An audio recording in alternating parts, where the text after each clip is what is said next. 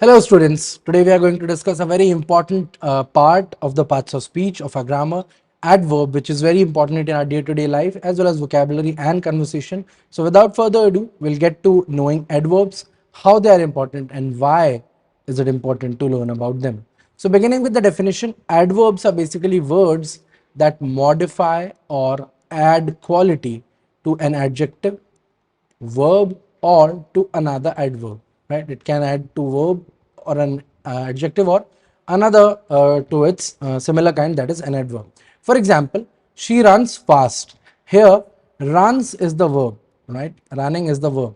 Fast is how the verb is being executed, therefore it's modifying the verb, and fast here is the adverb. Similarly, his is a very interesting book. He has a book, it is very interesting. Now book is the object, here's this is the subject. Interesting here is an adjective. So how interesting is it? It's very interesting. So very here would be the adverb. All right. Moving on. My studies are going on quite well. How are my studies going well? It is already an adverb, right? How are your studies going well? It's an adverb. But if I add quite to it, it becomes more conspicuous. You understand it better, you get more clarity.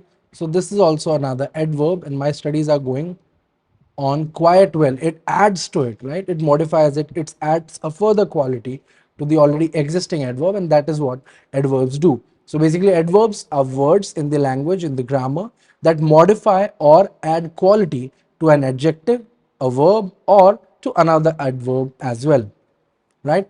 They can add information, right, to the sentence. Information very important. For example, a drove, when I'm doing it with a verb, we're just doing some more examples. He drove slowly. How did he drive? Basically, these are answers. Adverbs can be answers to a lot of questions that you will get from the answers as well. He drove slowly. How did he drive? He drove slowly. An adjective. He drove a very fast car. How fast was his car? Very, right? She moved quite slowly down the aisle. How slowly did she move? Quite slowly, right? So again, as we have discussed earlier, this is how we use adverbs. Adverbs can be used to add information and or modify verbs, adjectives, or other adverbs. Now, how do you form an adverb? How do you make an adverb? See, in most cases, in most common cases, you simply add ly to an adjective or a noun, and tada, you have your adverb. So cheap becomes cheaply, quick becomes quickly, slow becomes slowly, right? So this is a very common procedure. Most of the words that you find, most of the adjectives that you find, especially those with a single or at best two syllables, you'll find that simply adding ly to them turns them into an adverb. But there are other cases as well. What are they? So see, if I have to make comparative and superlative degree of some adverbs, I'll simply add er and st, like what we did with adjectives, right? Hard, harder, hardest. He tried hard, they tried harder, she tried hardest, right? And if the word ends in y, then it is replaced with ier and iest, like we have learned with adjectives as well. Early, earlier, earliest. I came early, she came earlier than me, he came earliest of us all right? And finally, adverbs that have more, two or more syllables, or already end in ly, right? So if I'm adding an adverb to another adverb, or they already end in ly, they simply take more or most before them. The boy is energetic, the girl is more energetic than him, the old man is the most energetic of them all, right? So this is how you compare, you add adverbs in comparative and superlative degrees. Moving on, let's discuss some kinds of adverbs. There are basically 5 kinds of adverbs. The first is an adverb of time. Second is adverb of frequency. Third is adverb of manner.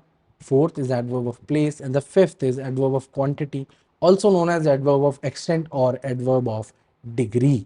Right? So what's the difference between them all? These are the 5 types of adverbs. And what's the difference? Let's get to know that. The first is the adverb of time. So such adverbs that are used to reflect time are called adverbs of time. Very simple. I went there early. She will come tomorrow. As simple as that. Whenever you see something that adds time, something that references to time. If an adverb is referencing to time, it's an adverb of time, like ago, after, already, late, afterward, early, immediately, now, soon, then, shortly, quickly, recently, today, tonight, tomorrow, yesterday, day after. Any word, any of the word that denotes something or the other that is happening in relation to time is an adverb of time, right? Moving on, the second we have adverb of frequency. So what is frequency? I'm teaching you again. I teach you every day. So I'm frequent, right? My frequency is daily. So frequency means something that how often does an event take place. All right. So adverbs that are used to show how often an event takes place, they are called adverbs of frequency. For example, I have only seen him once. So its frequency is 1. You always make noise. Its frequency is always infinite, right? So anything that lets you know how many times a program, how many times an event is happening, that is a adverb of frequency. For example, seldom, often, never, ever, again, once, twice, thrice, always, frequently, usually, right? So all of these are adverbs of frequency, right? Anything that hits how often an event takes place, what is the frequency of it? It's an adverb of frequency. Next we have adverb of manner. Adverbs that are used to show how or in what manner an event takes place are adverbs of manner. He talks to me, okay, this is the event. How does he talk to me? Gently, this is the adverb. Read the facts, this is the command. How much to read the facts? Carefully, this is the adverb. All right. So in what manner should an adverb take place? In what manner should a verb be underwent? That is decided by the adverb of manner. Some other examples are peacefully, quickly, certainly, loudly, well, carefully, gladly, so, thus, gently, bad, fast, slowly. All right, all of them are adverbs of manner. Tread lightly in the dark night, right? Next up, we have adverb of place. Adverbs that are used to show the place where an action has taken place. All right. So if I am pointing to a particular direction, if I'm pointing to a particular place, then I'm talking about an adverb of place. For example, God is present everywhere. You may come forward. I sit in the last row. She lives very near to me. My home is very far from my school, right? So near, far, away, anywhere, here, there, somewhere, nowhere, forward, backward, in, up, out, down, above, below, inside, outside, within, without, everywhere. All of these are adverbs of place. The next and the final we have adverb of quantity, extent or degree. So these are adverbs that are used to show just how much of a work being done, how much of a quantity is it. Simply anything that shows how much the amount is, how much the quantity is, that is a you know adverb of quantity or adverb of degree. So your dress is too awesome. How awesome is it? Too awesome. Purab is very tall. How tall is he? Very tall. So partly, fully, pretty much, as, almost, very, more, much, so, enough, any, none, to, rather, little, quite, wholly, perfectly. All of these are adverbs of quantity. So now that you're introduced to the types of adverbs, let's go on and look at some adverbs that are very commonly incorrectly used. So there are some very common errors that you will encounter when you are dealing with adverbs. The first of them is good and well. So you see, good here is an adjective. Well is the adverb. Adverb adds, primarily to the verb. So we had a good time yesterday. I'm only talking about how the time was, like what kind of a time did we have yesterday. So I'll be using good here. All right, it's an adjective. The play that we saw last night was good. Okay. Now, if I ask you what was yesterday, like, was there a party? And how did you enjoy? You said that we enjoyed well. Or the play that you saw, how did the actors performed in it? Then you can say that the actors acted well, they performed well. That is how you use adverb, to add to the adjective, to add to something that has already happened, to add to something that already exists. All right. So Hans did well in his exams. Max plays chess quite well. These are adverbs. I will not say Hans did good in his exams. No, right? I will not say Max plays good chess.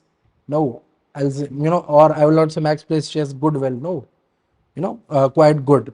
Now, so whenever you're using adverbs, do remember that they are just, they should add to a verb. They should be adding that to verb and not an, adjectives do not do that usually. Again, bad and badly. She had a bad day.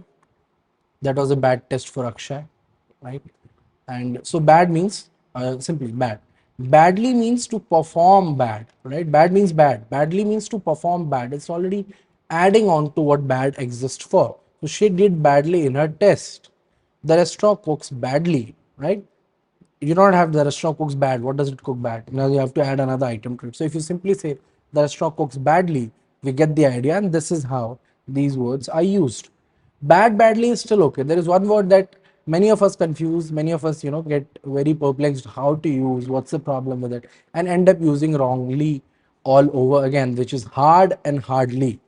Hard means something, either it's coming something with very much strength, much vigor, or something very opposite of soft, right? Hardly means just about, barely, right? So there's a world of difference between hard and hardly. These guys are running hard, okay. The guy hardly runs, completely different. No, the guy hardly runs means he does not run at all. The guy runs hard means he's, running with full strength, with full vigor. So it's a very major difference. You do need to understand that, and we need to use it much better than what we have been using so far. So hard is an adjective. These guys are running hard. It is raining hard.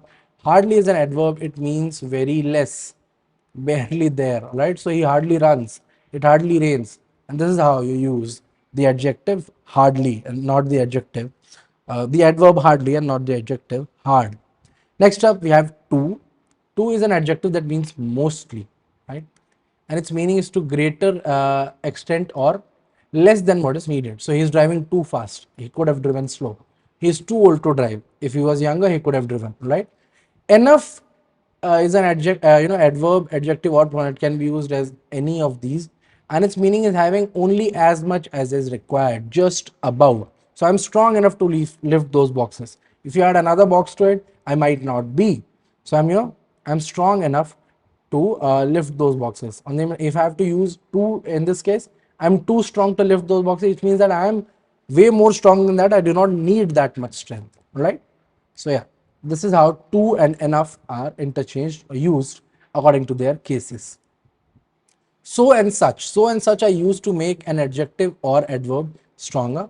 So before adjective and adverb, so is used to emphasize on the quality they are describing, usually before a noun phrase. Like I miss you, and how much do you miss me? So I miss you so much, right? Much is already uh, an adjective here, but yeah, when I add so to it, it becomes much more powerful, right? So this is how so or such is added to it. It is such a peaceful place. So peaceful is an adjective. If I add such to it, it becomes more peaceful. That's what adverbs do. Quiet. Quiet is an adverb which means completely. Does not mean silent. Quiet as an adjective means silent.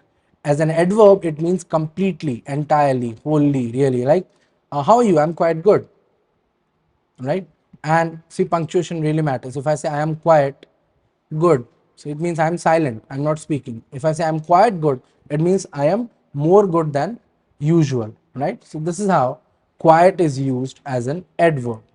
Moving on, we have farther and further. So farther denotes physical advancement in measurable distance, right? If I can measure it, it's farther. We walked farther into the desert.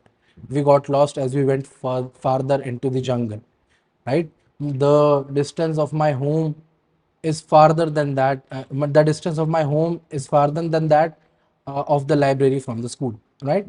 So farther, if I can measure it, if it's a physical advancement, if it's a measurable distance, then I'll use farther.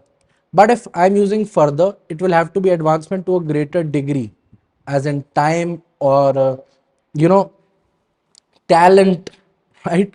So anything that cannot be measured in common terms, that cannot be measured usually, will be categorized under further. Will be using further it. I'll look further into my research.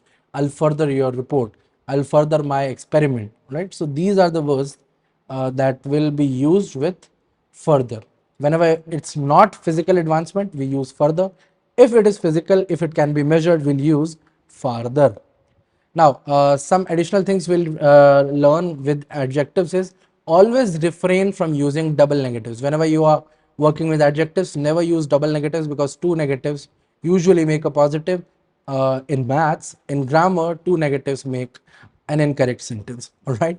So refrain from using double negatives. For example, Susan is not never in class. No, it's Susan not ever in class, right? We didn't ask no one to dance. No, we didn't ask anyone to dance. The class did not get nothing in its mailbox. No, the class did not get anything in its mailbox. All right. So all of these, if you are using double negatives, they're all wrong. So always remember to use only one negative when you are working with adverbs. So these are, this is the basic introduction to adverb. We'll just quickly go through it again. What are adverbs? Adverbs are words that modify or add quality to an adjective, verb, or to another adverb. For example, he drove slowly. How did he drive? Slowly. He drove a very fast car. How fast was his car? Very. How she moved quite slowly down the aisle. How slowly did she move? Quite slowly. All right. Adjectives in most cases are made formed by adding ly to an adjective or a noun. But if you are adding the comparative and superlative degrees, you can do it by adding er and st. If it ends in y, then it is replaced with ier and iest. And adjectives that have two or more syllables or already end in ly take more and most with them. She performed beautifully, she performed more beautifully, she performed most beautifully, right? So this is how we work along with the degrees of adverbs. There are five types of adverbs: adverbs of time, adverb of frequency, adverbs of manner, adverbs of place, quantity, extent or degree, as we call it. All right. So adverbs which you use to reflect time are adverb of time. That show how often events take place are adverb of frequency. That show how in what manner does an event take place is adverb of manner. That show where an action take place is adverb of place. And that show just how much, that show the extent of how much the event or how much the subject is being talked about, that is an adverb of quantity. So these are the five types of adverbs that we must always keep in mind. And also keep in mind the mistakes that we can do while playing with adverbs. I will see more of these in the exercises that we'll be doing in the assignment part. So keep an eye out there, and I'll see you in there. I hope you enjoyed the lesson. Thank you very much. We'll see you in the next lesson.